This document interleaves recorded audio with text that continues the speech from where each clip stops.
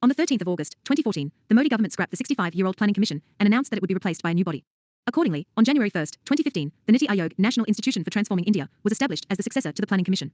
However, it must be noted here that the Niti Aayog, like that of the Planning Commission, was also created by an executive resolution, one of the Government of India, i.e., Union Cabinet. Hence, it is also neither a constitutional body nor a statutory body. In other words, it is a non-constitutional or extra-constitutional body, i.e., not created by the Constitution, and a non-statutory body, not created by an act of the Parliament. Niti Aayog is the premier policy think tank of the Government of India, providing both directional and policy inputs, while designing strategic and long-term policies and programs for the Government of India. Niti Aayog also provides relevant technical advice to the centre and states. The centre-to-state one-way flow of policy, that was the hallmark of the Planning Commission era, is now sought to be replaced by a genuine and continuing partnership of states. In a paradigmatic shift from the command and control approach of the past, Niti Aayog accommodates diverse points of view in a collaborative, rather than confrontationist, setting. In the spirit of federalism, Niti's own policy thinking too is shaped by a bottom-up approach rather than a top-down model. Rationale. While explaining the reason for replacing the Planning Commission with the Niti Aayog, the Union government made the following observation: India has undergone a paradigm shift over the past 6 decades politically, economically, socially, technologically, as well as demographically. The role of government in national development has seen a parallel evolution. Keeping with these changing times, the Government of India has decided to set up Niti Aayog, National Institution for Transforming India, in place of the erstwhile Planning Commission, as a means to better serve the needs and aspirations of the people of India. The new institution will be a catalyst to the developmental process, nurturing an overall enabling environment through a holistic approach to development going beyond the limited sphere of the public sector and government of India.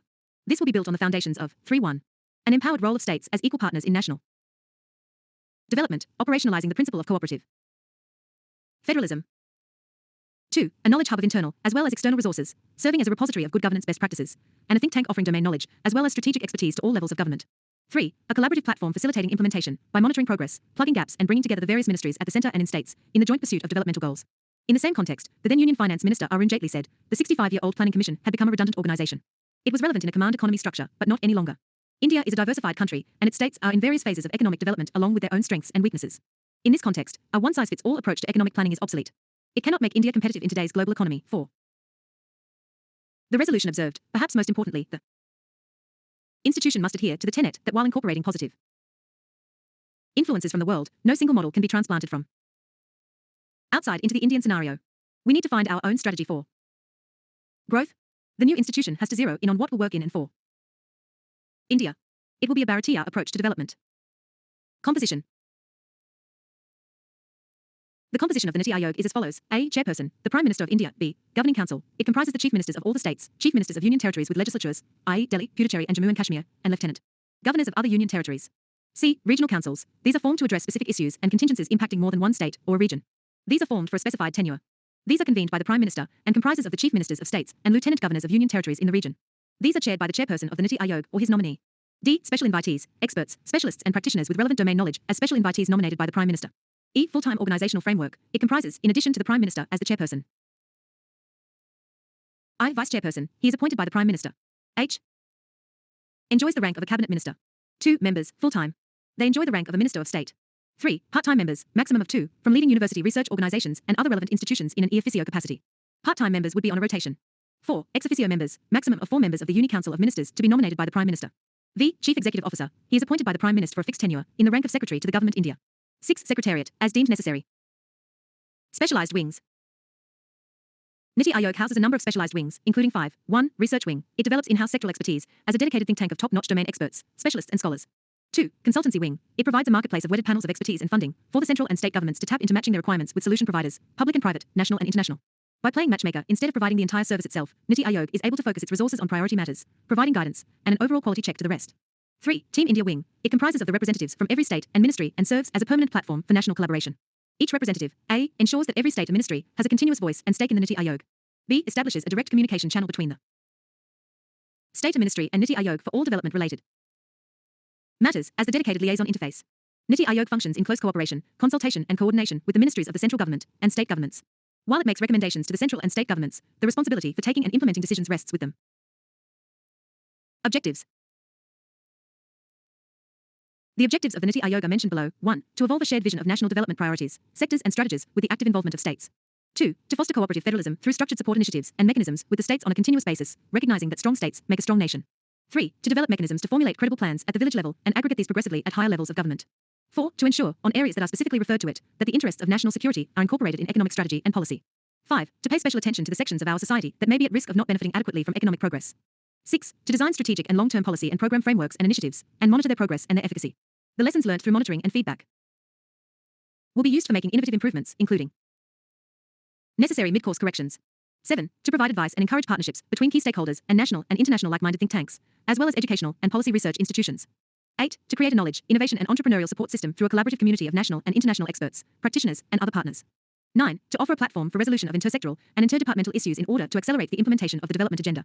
10. To maintain a state-of-the-art resource center, be a repository of research on good governance and best practices in sustainable and equitable development, as well as help the dissemination to stakeholders.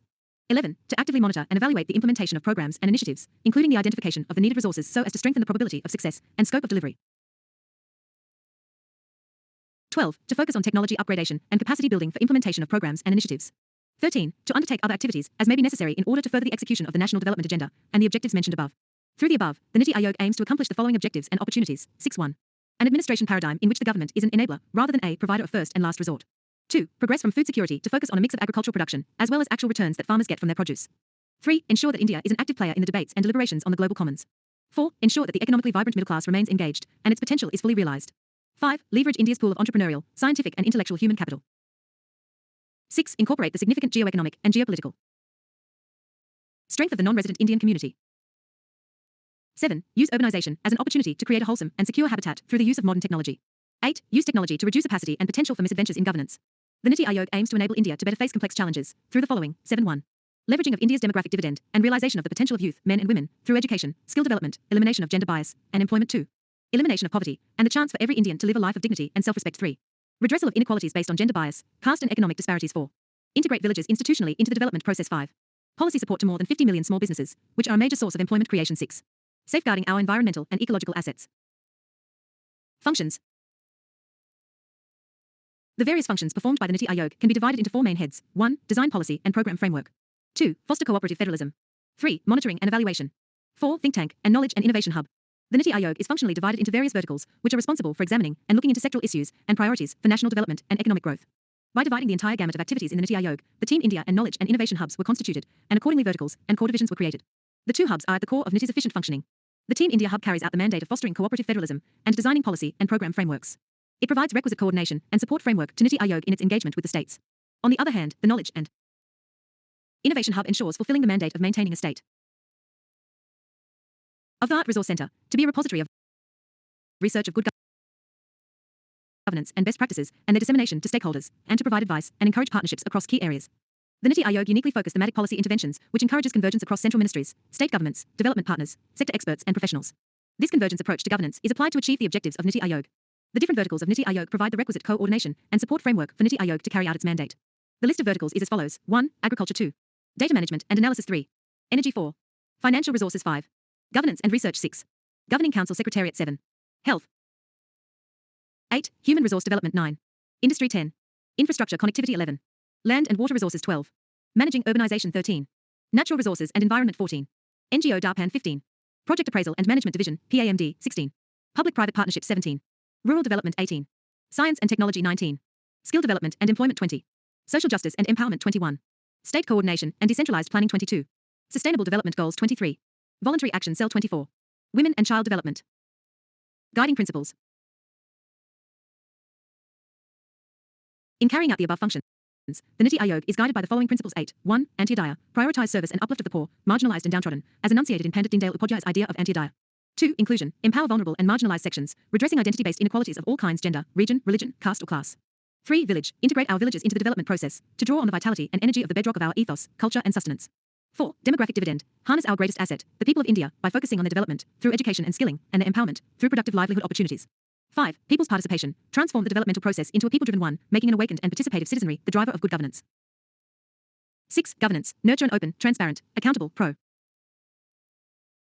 active and purposeful style of governance, transitioning focus from outlay to output to outcome.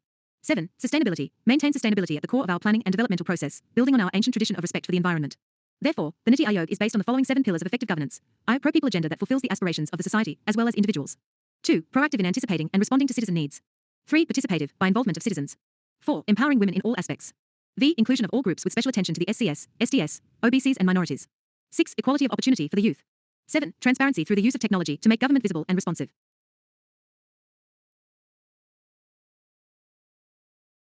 Through its commitment to a cooperative federalism, promotion of citizen engagement, egalitarian access to opportunity, participative and adaptive governance, and increasing use of technology, the Niti Aayog seeks to provide a critical directional and strategic input into the development process. This, along with being the incubator of ideas for development, is the core mission of Niti Aayog.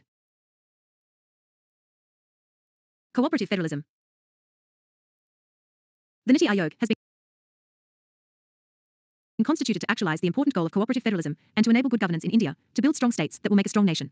In a truly federal state, several objectives that ought to be achieved may carry political ramifications throughout the country. It is impossible for any federal government to achieve the national objectives without active cooperation from state governments. It is, therefore, crucial that the centre and state governments work together as equals 8A. The two key features or aspects of cooperative federalism are I. Joint focus on the national development agenda by the centre and the states, and 2. Advocacy of state perspectives with central ministries 8B. In keeping with this, the Niti Aayog has been mandated the task of evolving a shared vision of national development priorities, sectors and strategies with the active involvement of states.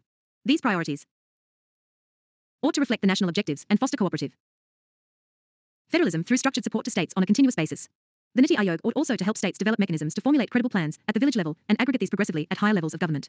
The aim is to progress from a stage when the centre decided development policies to a truly federal government wherein states are equal stakeholders in the planning process 8C. The policy of the government to involve state governments is reflected in changes in the interaction processes of the Niti Aayog.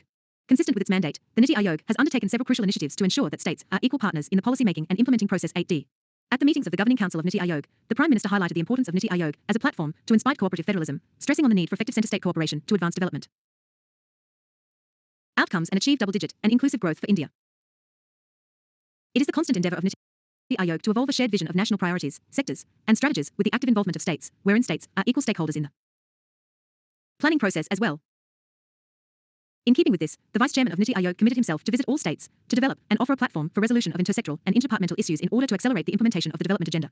The Niti Aayog has also established models and programs for development of infrastructure and to reignite and establish private-public partnership, such as the Centre-State Partnership Model, Development Support Services to States, DSSS, and the Sustainable Action for Transforming Human Capital, SATH, program, which is designed to help states improve their social sector indicators by providing them technical support. Further, with the aim of correcting regional development imbalance, the Niti Aayog has taken special steps for regions needing special attention and support, like the northeastern states, island states, and hilly Himalayan states, by constituting special forums to identify their specific constraints, formulating special policies to ensure sustainable development takes place in these regions, while also protecting their abundant natural resources. From the above discussion, we can summarize the various manifestations of cooperative federalism in the working of the Niti Aayog. 1. Meetings of Governing Council. 2. Subgroups of chief ministers on different subjects. 3.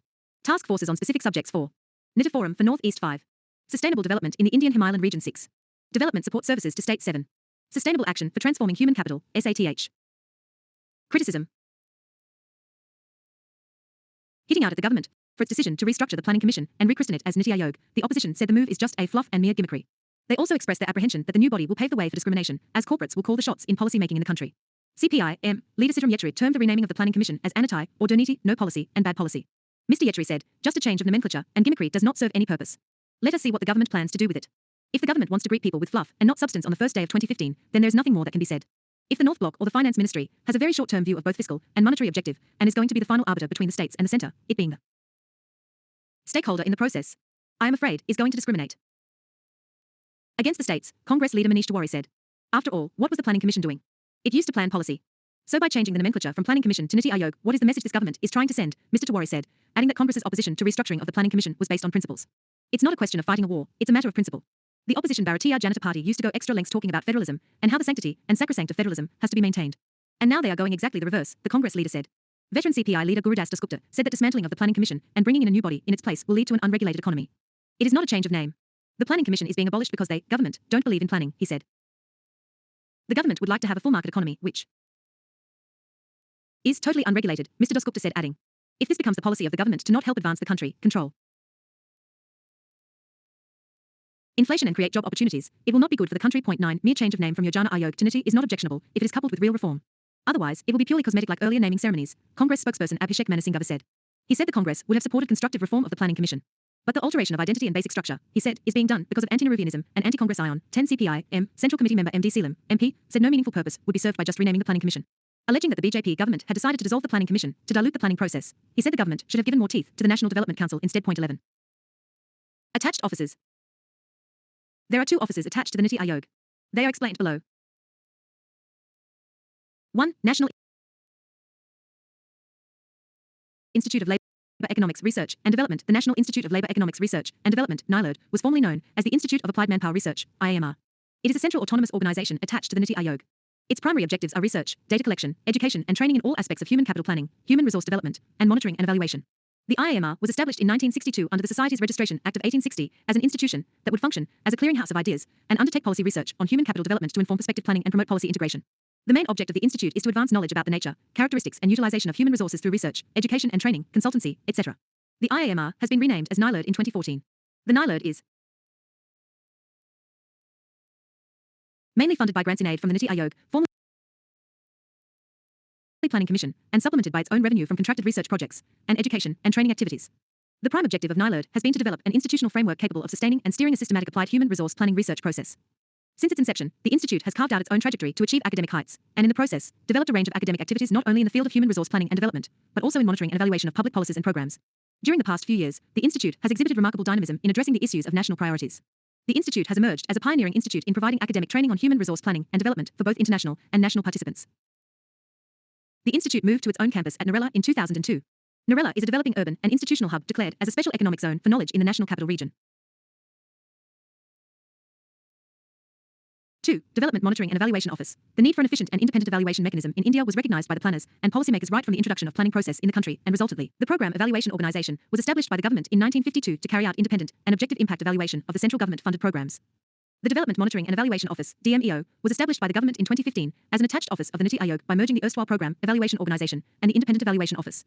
The DMEO is headed by the Director General, who is equivalent to an additional secretary to the Government of India. To ensure that DMEO is able to function independently and effectively, it has been provided with separate budgetary allocations and manpower in addition to complete functional autonomy. The DMEO has been mandated to actively monitor and evaluate the implementation of the programs and initiatives of the Government of India, including the identification of the needed resources so as to strengthen the probability of the success and scope of delivery. The functions of DMEO are 1. Monitor the implementation of government programs. 2. Help ministries in designing tours for evaluation studies. 3. Monitor the implementation and progress of SDGs. 4. Promote the spirit of cooperative federalism. 5. Conduct evaluation of the government programs at the Niti Aayog level. The program evaluation work is being looked after under the overall guidance of the Vice Chairman, Niti Aayog. In addition to the Director General, the DMEO has been provided with 4 Deputy Director Generals, SAG level, to look after the functional mandate in addition to the Joint Secretary, Administrator and FIN, who is to provide administrative and logistic support. The headquarter of DMEO is in Niti Aayog, New Delhi. The DMEO had 15 regional offices known as Regional Development Monitoring and Evaluation Offices, RDMEOs. Each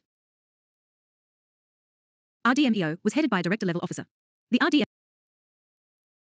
conducted field surveys and data information collection work for evaluation studies, and they also played an important role in promoting cooperative federalism by their interaction with the states and UT administrations.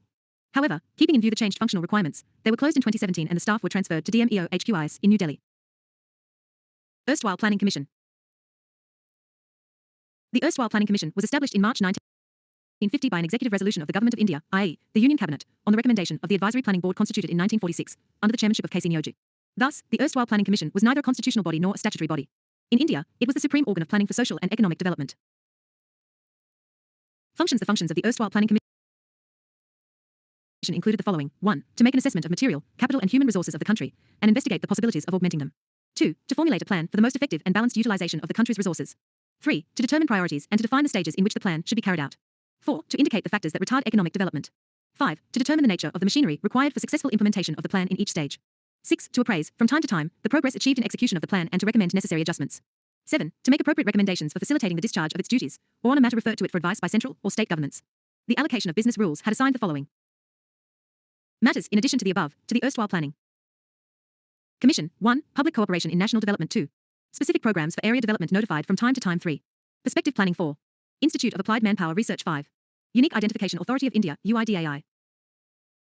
6. All matters relating to National Rainfed Area Authority, NRAA. Earlier, the National Informatics Centre was also under the Erstwhile Planning Commission. Later, it was brought under the Ministry of Information Technology. It should be noted that the Erstwhile Planning Commission was only a staff agency, an advisory body, and had no executive responsibility. It was not responsible for taking and implementing decisions. This responsibility rested with the central and state governments. Composition. The following points can be noted in context of the composition, membership, of the Erstwhile Planning Commission. 1. The Prime Minister of India was the chairman of the Commission. He presided over the meetings of the Commission. 2. The Commission had a deputy chairman. He was the de facto executive head, i.e., full-time functional head, of the Commission. He was responsible for the formulation and submission of the draft of 5-year plan to the Central Cabinet. He was appointed by the Central Cabinet for a fixed tenure and enjoyed the rank of a cabinet minister. Though he was not a member of cabinet, he was invited to attend all its meetings, without a right to vote. 3. Some central ministers were appointed as part-time members of the Commission. In any case, the Finance Minister and Planning Minister were the ex officio by virtue of members of the Commission. 4. The Commission had 4 to 7 full-time expert members. They enjoyed the rank of a Minister of State. 5. The Commission had a member secretary. He was usually a senior member of IAS. The state governments were not represented in the Commission in any way. Thus, the erstwhile Planning Commission was wholly a centre-constituted body. Critical evaluation. The erstwhile Planning Commission was originally established as a staff agency with advisory role, but in the course of time it had emerged as a powerful and directive authority whereby its recommendations were considered both by the Union and states. The critics had described it as a super cabinet, an economic cabinet, a parallel cabinet, the fifth wheel of the coach, and so on. The following observations were made on the domineering role played by the erstwhile Planning Commission. 1. Administrative Reforms Commission, ARC, of India. The ARC observed, under the Constitution, the ministers, whether in the centre or the states, are in effect the ultimate executive authorities. Unfortunately, the Planning Commission has, in some measures, earned the reputation of being a parallel cabinet and sometimes a super cabinet. 12.2. K. Sunthonam, this eminent constitutional expert, stated that planning has superseded the federation and our country is functioning like a unitary system in many respects. 13.3. P.V. Rajamana, the chairman of the Fourth Finance Commission, highlighted the overlapping of functions and responsibilities between the erstwhile Planning Commission and Finance Commission in federal fiscal transfers. 14. National Development Council. On the 1st of January, 2016, it was reported 15 that the Modi government is also going to abolish the National Development Council, NDC, and transfer its powers to the Governing Council of the Niti Aayog. However, till now, October 2019, such a resolution has not been passed. It must also be noted here that the last meeting, 57th, of the NDC was held on the 27th of December, 2012 to approve the 12th Plan, 2012 to 2017. The National Development Council, NDC, was established in August 1952 by an executive resolution of the Government of India on the recommendation of the first five-year plan, a draft outline. Like the erstwhile Planning Commission, it is neither a constitutional body nor a statutory body. 16. Composition. The NDC is composed of the following members. 1. The Prime Minister of India, as its chairman or head. 2. All Union Cabinet Ministers, since 1967.17.3. The Chief Ministers of all the states. 4. The Chief Ministers, Administrators of all Union territories. 5. Members of the Planning Commission, now Niti Aayog. The Secretary of the Planning Commission, now Niti Aayog, acts as the Secretary to the NDC. If NDC is also provided with administrative and other assistance for its work by the Planning Commission, now Niti Aayog. Objectives. The NDC was established with the following objectives. 1. To secure cooperation of states in the execution of the plan. 2. To strengthen and mobilize the efforts and resources of the nation in support of the plan. 3. To promote common economic policies in all vital spheres. 4. To ensure balanced and rapid development of all parts of the country. Functions. To realize the above objectives, the NDC is assigned with the following functions. 1. To prescribe guidelines for preparation of the national plan. 2. To consider the national plan as prepared by the Planning Commission, now Niti Aayog. 3. To make an assessment of the resources required for implementing the plan and to suggest measures for augmenting them. 4. To consider important questions of social and economic policy affecting national development. 5. To review the working of the national plan from time to time. 6. To recommend measures for achievement of the aims and targets set out in the national plan. The draft five-year plan prepared by the Planning Commission, now Niti Aayog, is first submitted to the Union Cabinet. After its approval, it is placed before the NDC for its acceptance. Then, the plan is presented to the Parliament. With its approval, it emerges as the official plan and published in the Official Gazette. Therefore, the NDC is the highest body, below the Parliament, responsible for policy matters with regard to planning for social and economic development. However, it is listed as an advisory body to the Planning Commission, now Niti Aayog, and its recommendations are not binding. It makes its recommendations to the central and state governments and should meet at least twice every year. Critical evaluation. The first and foremost function of NDC is to act as a bridge and link between the central government, the state governments, and the Planning Commission, now Niti Aayog, especially in the field of planning, to bring about coordination of policies and programs of plans. It has been, to a large extent, successful in this regard. Besides, it has also served as a forum for centre-state deliberations on matters of national importance, and also as a device for sharing responsibility between them in the federal political system. However, two diametrically opposite views have been expressed on its working. On one hand, it has been described as a super cabinet due to its wide and powerful composition, though its recommendations are only advisory and not binding, and can hardly be ignored as they are backed by a national mandate. On the other hand, it has been described as a mere rubber stamp of the policy decisions already taken by the Union government. This is mainly due to the Congress party rule both at the centre and states for a long period. However, due to the emergence of regional parties in various states, the NDC is steadily acquiring its federal character, and thus providing a greater say to the states in the preparation of national plans. Notes and references. 1. Resolution of the Cabinet Secretariat Vide No. 511-2-1 2015 Cab, dated the 1st of January, 2015, published in the Gazette of India, Extraordinary, Part 1, Section 1, dated the 7th of January, 2015. 2. Government of India document on Niti Aayog entitled as From Planning to Niti Transforming India's Development Agenda, dated February 8, 2015. 3. IBID. 4. We will use every provision in the Constitution to push reforms, Open Magazine, January 9, 2015. 5. See reference 2 above. 6. Press Information Bureau release on Niti Aayog, dated January 1, 2015.